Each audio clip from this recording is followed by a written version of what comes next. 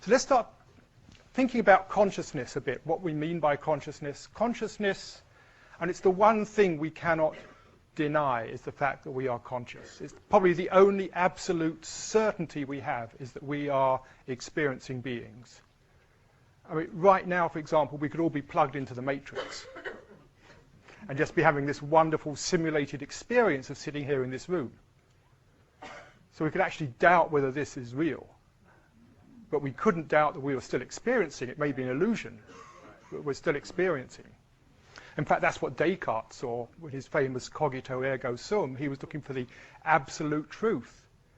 And he found he could doubt everything, any idea, any philosophy. He even doubted he had a body. He doubted his experience. And this is 350 years before virtual reality. And then he realized the one thing he couldn't doubt was that he was experiencing. And yet this is something which science has consistently ignored for various reasons. I mean, one is Descartes himself.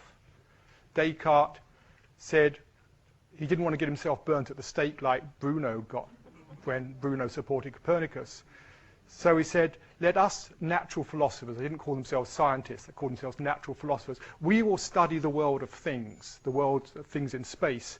The world of the mind we'll leave to the church. We don't want to tread on their toes. So it was like a sort of safety net to stop himself getting burnt. He said, we'll leave the mind to the church. So that began the split. But also, of course, there's no way to measure consciousness. You can't weigh it. You can't use normal scientific ways of looking at things to measure consciousness, which actually leads to the interesting corollary, the fact that there is no scientific evidence whatsoever for consciousness because there's no way of measuring it. There's no actual experiment we can do to prove that somebody is conscious. We believe they are. We may all be, other people may all be what's called zombies in philosophical language. Zombie is actually a technical philosophical term. You probably don't realize that. A zombie is someone who looks like a human being, acts like a human being in all ways, and even says, I'm a conscious human being, but actually has no consciousness inside. That's the philosophical definition of a zombie. And there is no scientific experiment you can do to determine whether somebody is a zombie or a real conscious entity. There is no scientific evidence for consciousness. And yet we know it. And also science is interested in the objective, the real world, and consciousness is subjective. Science is looking for the truths which are common to all observers, that everybody can agree upon, is actually independent of the observer. And consciousness is clearly very variable according to the observers. That's another reason science doesn't want to touch consciousness. And the third is, well, the fourth, is that the universe works perfectly well without any understanding of consciousness. We don't need consciousness to explain the universe. And in fact, you get this sort of rather interesting paradox here that science would be much happier if there weren't such a thing as consciousness. And yet without consciousness, there wouldn't be any science. So there's this strange paradox. So things are beginning to change a bit these days, though. Partly, as we've touched upon already, quantum physics. Various things in quantum physics implicate consciousness, the observer in some way. All the work that's been going on in the recent decades to do with the brain, neurophysiology, neuropsychology are all beginning to bring up this question of what is consciousness. We can't deny or can't ignore the fact we're conscious any longer. And of course, in the current times, there's this whole interest in society, in the mind, in personal development, in spiritual growth, which again is all around consciousness, the nature of consciousness. So what I want to start off by doing is actually looking, what do we actually mean by consciousness? What is consciousness? Because we use the word in many different ways in our culture. It's a bit like, the Eskimos have 20 words for snow because they have all these different meanings for snow, and we just talk about snow or sleet or something. It's the same with consciousness. We just use the word consciousness. We mean many different things. You go to Sanskrit and you'll find about a dozen different words for consciousness, meaning a dozen different clearly delineated aspects of what we loosely call consciousness. So what do we mean when we say that somebody's conscious? Just look at some of the different meanings. I mean, the first obvious one is somebody who's awake is conscious. We say somebody who's asleep is not conscious. But we dream when we're asleep. We have experiences. Dreams happen in consciousness. So what we really mean when we say a person isn't conscious asleep, we mean they're not conscious of the exterior world, usually, but they're still conscious of their interior world. So there's still consciousness. Or sometimes we talk about conscious, I wasn't conscious of what I was doing, I mean, I wasn't paying attention.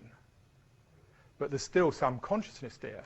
An experience many of you, I'm sure, have had many times is driving down a familiar road, perhaps driving home at night, and you suddenly realize you weren't conscious of the last 2 miles. And yet clearly you were conscious, because if you weren't conscious at all, you've been driving into trees and trucks and you wouldn't be there. You were conscious, but what we probably mean there is much of my attention was on what I'm going to do when I get home, or what that awful thing that happened to me earlier in the day was, or what I'm planning for my vacation. It's like your consciousness is taken up with other stuff, so just minimal consciousness is on the road, but enough to get you through. Another use today is spirituality. We talk about a conscious person. Oh, that's a really conscious person. You know, that person's really unconscious. You know, the leaders of our countries are really not very conscious people. All countries, probably. They're just as they're conscious.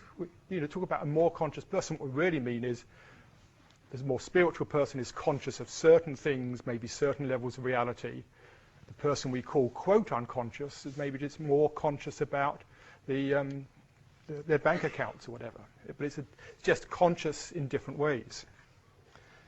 And then there's the one which scientists often come up with, is that human beings are conscious and other creatures aren't conscious. I'm sure you've heard that many times. You can read it all over the place. Human beings are the only conscious creature on this planet.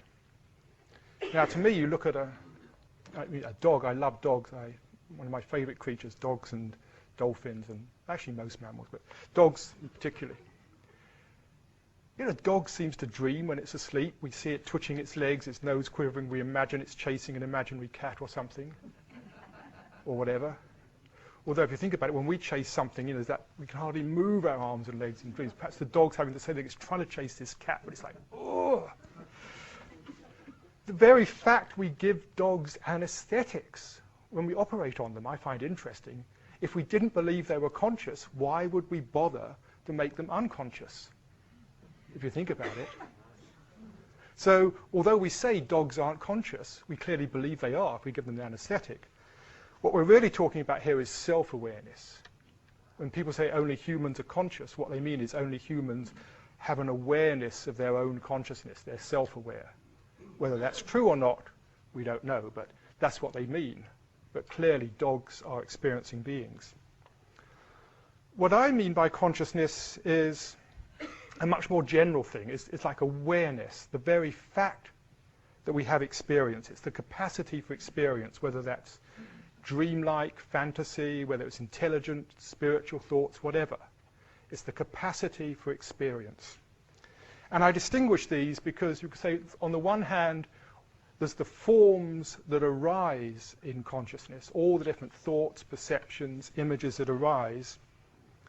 And then there's the space. Buddhists often talk about consciousness as space. It's the space within which all experience arises. And an analogy that's often used for this is like the light in a projector. The light inside every projector, whether it's this projector here, film projector, slide projector, in the center of the projector is white light, undifferentiated light, light of all colors, which then shines through a slide onto a screen, and we get an image on the screen. And then we get caught up in the image. If it's a movie, we get caught up in the story. We start thinking it's real. We start sweating or laughing or whatever it is. We get totally immersed in what's happening on the screen, and we forget it's all just light.